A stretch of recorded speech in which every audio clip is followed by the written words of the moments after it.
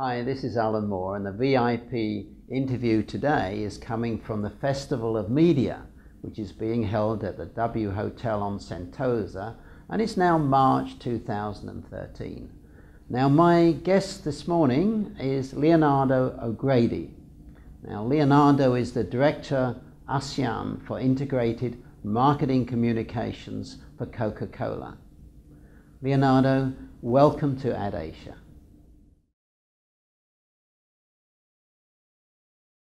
I was born in Italy, and I moved to the US when I was about 8.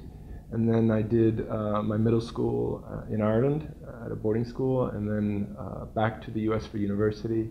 And then Italy was where I began working. And then from Italy, I moved to Singapore. And I've been in Singapore now for about 16, almost 17 years.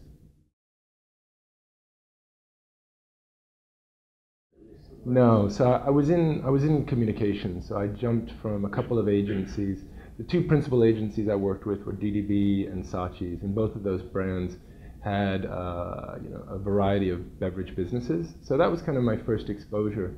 But being brought into Coke had less to do with depth of beverage experience and more an understanding of communications in a kind of a broad or holistic view. And again, for Coke, they were trying to break apart the idea of a brand business owner and the idea of a communication expert. So in about 2005, 2006, they broke the two functions apart, and they brought in people like me who had a generalist understanding of communications, both in terms of connections and content. And I think that is really the first organizational step they took to really kind of rebuild the relevancy of Coke in kind of this modern situation. And it's worked wonders over the past 10 years.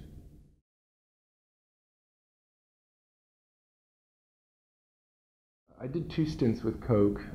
I did a stint in 2000, and then I joined again in around 2005, 2006, and I've been with them ever since. To me, there's a couple of things that have changed. If you mean the markets themselves, there's been a real increase in, I think you could look at it in 2 ways. There's the human cultural changes, and there are the changes that have occurred from kind of a media approach. So human culturally, I would say, there's a real acceleration of confidence amongst young people today. And I know that sounds obvious, but if I think about the implications for a brand, when I first came in, it was really about positioning Coke as an icon and as a symbol, right? And more of a support to maybe some of the tensions that teens were having.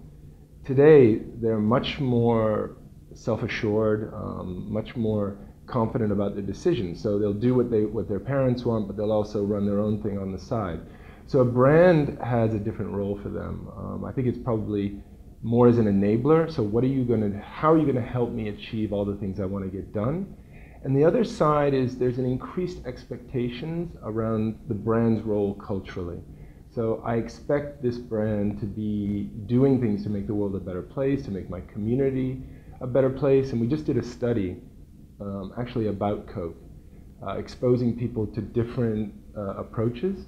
And what people found the most compelling was the work we're doing around foreign workers, sort of the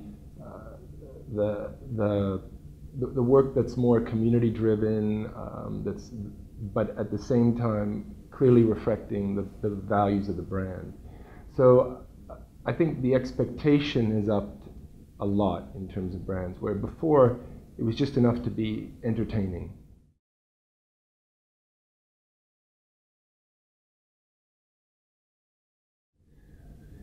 Well, I had the honor of chairing the judges over the past couple of days, and what was interesting is, this is a media festival, and what's happening now, and one of the conversations that came up is the line between media and connections and content has definitely disappeared.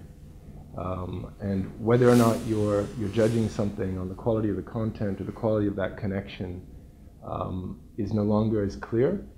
And that's certainly what's happening with us, is we know that our content needs to be exciting and compelling, but the role it plays has to be one and the language we use is liquid, in that it needs to be able to move through multiple connection points, and not through our relationships with the media, not through our purchases, but being compelling enough that people are going to want to share it. So that puts a kind of a pressure on us to really focus on compelling and powerful storytelling. It also means that the way we look at media and media planning is no longer about horizontal or vertical campaign bursts, but it's more around creating systems and networks where content can flow freely and in an ongoing way. And we're learning. A lot of people think that we're kind of at the forefront of it. We don't feel we are. We still feel like we're kind of operating in a forest, trying to figure out our way through it. But social media has transformed the way we do marketing. And I know that sounds kind of trite and everyone's saying that, but I'll have to say, being in the company for the time I have, it's totally changed it. So we put social media and the need in terms of the planning at the heart of everything we do.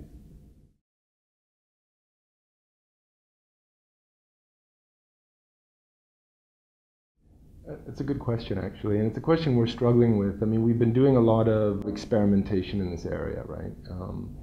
What we found is if you can fuel a conversation and it creates a big enough narrative that people want to be a part of it, that is, you create content that inspires people to share it, create the conversations and so on, it does create a level of brand advocacy, which is very powerful. The key, two things we keep saying to ourselves is whatever we do needs to provide a value to people. So whether that's the content is so interesting that they want to share it and they get the benefit of passing something on and getting a positive response and so on, or whether it's more informative, it needs to have a value. So that's our key criteria for assessing the content itself. The other side of it, and the other thing that we found is that if people engage in this kind of conversation with our brand at the heart, our responsibility is to make sure a little event that we might do or a little tactical thing we might do has to have the brand strategy at the heart. So as a consequence, it does, and we have measured this, it does affect people's perceptions of you. It does help take a brand promise like Coke's mission to create happiness. If we can do happiness and trigger happiness and people share that, then it seems a lot more authentic, and then people's perceptions and trust of us definitely changes, and we've measured that. The other thing we've looked at is when these things take off, do they actually result in sales? And we're beginning to see they do result in sales. For example, the hug machine, which was something we did in Singapore, which you could argue is just a little video, a little piece of activation that turned out to be a charming video, but the ability of that to authentically communicate the values of the brand was very, very powerful. And we broke apart, we disaggregated all the things we were doing in Singapore, and we looked at what was the impact of that one little activity. And it was the equivalent of about 4 million cases of Coca-Cola, if you break it apart. So, and that was measured against people's intent to purchase before seeing it and after seeing it. So it does have an impact. I think we need to get better at measuring it, but we do feel there's sort of 3 key criteria. One is it providing value to people? Is the brand strategy at the heart of that? And is it something that people are going to want to pass on and to a larger community? And is it working against a kind of a cultural tension point? If it's doing those things, it will typically affect perception and drive behavior. And to be honest, there's 2 ways of evaluating results. One is just the result of purchase and the raw business. The other one is that level of engagement. The minute someone picks up a piece of content, reacts to it, creates their own content against it, engages in conversations, you've reached a level of a relationship that no television or print advertising or out-of-home could ever achieve. And that is very powerful to us.